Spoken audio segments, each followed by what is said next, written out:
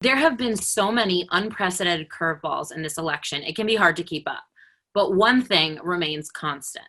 You know why people don't like her? Nobody likes her.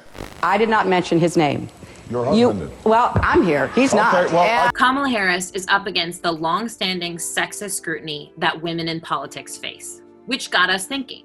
How do the obstacles that women face as politicians translate to the debate stage? Kamala Harris and Mike Pence are about to face each other in the first vice presidential debate, and their different debating styles have political junkies buzzing. The women's debate performance tends to be scrutinized at a higher level. They can't be too feminine, or they risk not being taken seriously. If they're too assertive, they're dubbed unlikable. Just look at what happened in 2008, when Sarah Palin's sex appeal and Hillary Clinton's pantsuits saturated pop culture. A contrast made clear in this SNL skit. Please stop photoshopping my head on sexy bikini pictures. And stop saying I have cankles. And of course, there is one of the oldest sexist tropes about women in politics. They are too emotional. I'd ask for forgiveness anytime any of you get mad at me. I can be blunt. I will ask for forgiveness. I know that sometimes I get really worked up. And sometimes I get a little hot. I don't really mean to. I don't think it was a strategy we told her to do, but it was an acknowledgement of the perception that is around women when we show emotion in the workplace versus a man. So we had a record number of women running for president. Was there a lot of discussion about how she was being portrayed as a woman? There were a lot of conversations about how what we are doing is actually shifting the narrative around women and women seeking power. Everyone loves a woman in power unless she's seeking power. Kamala Harris is seeking executive office as vice president.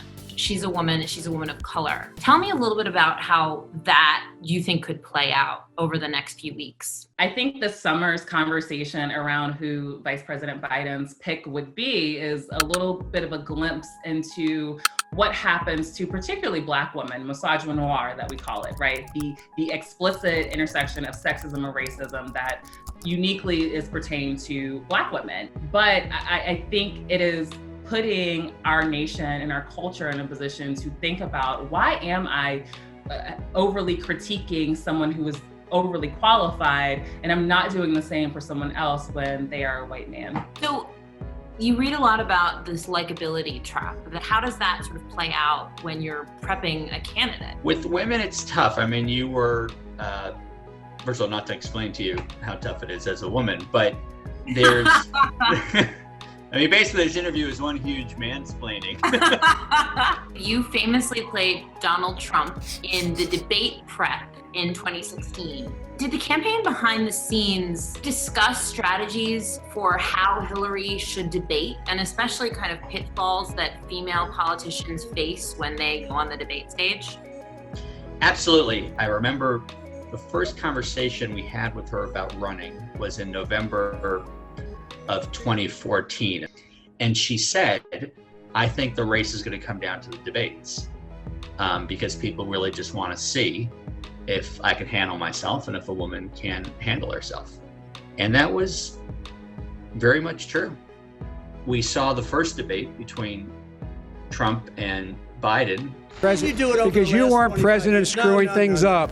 If a woman were to put in that kind of performance, it would be unhinged. She would be hysterical. Yeah. These guys, you know, white men can lose their minds as much as they want. Probably the most infamous moment in the debates and really the 2016 election on this question was the second debate when Trump, you know, famously stalked her on stage. Part of her wishes she had turned around and said, back off. To quote unquote keep her cool, which is what she wrote about, seemed to be the less risky choice in the moment. You know, don't lose it because voters may just say, whoa, like there goes the crazy lady, confrontational, you know, hard to be around. Well, you know, telling him to back off might have been cool. Do you see things changing for the better I do see things changing. You look at this primary cycle, this is one of the most diverse primary cycles, the most diverse presidential primary cycles we've seen, particularly for those of us who are Democrats. It is frustrating in how long it is taking our nation to finally get there. We saw Hillary Clinton, when she was First Lady of the United States, everyone loved her. But then when she started running for office, all of a sudden there were all these negative things to say about her. And so to see that transition, I think, is a clear example of the work that needs to be done in order for our nation to embrace women in higher office. I found this really interesting experiment where a group of NYU professors recreated the 2016 debates with a man playing Hillary Clinton and a woman playing Trump. To their surprise, viewers, including Hillary Clinton supporters, found the female Trump appealing and the male Clinton off-putting. Maybe that means we're getting to a point where female debaters have a little more flexibility than they think.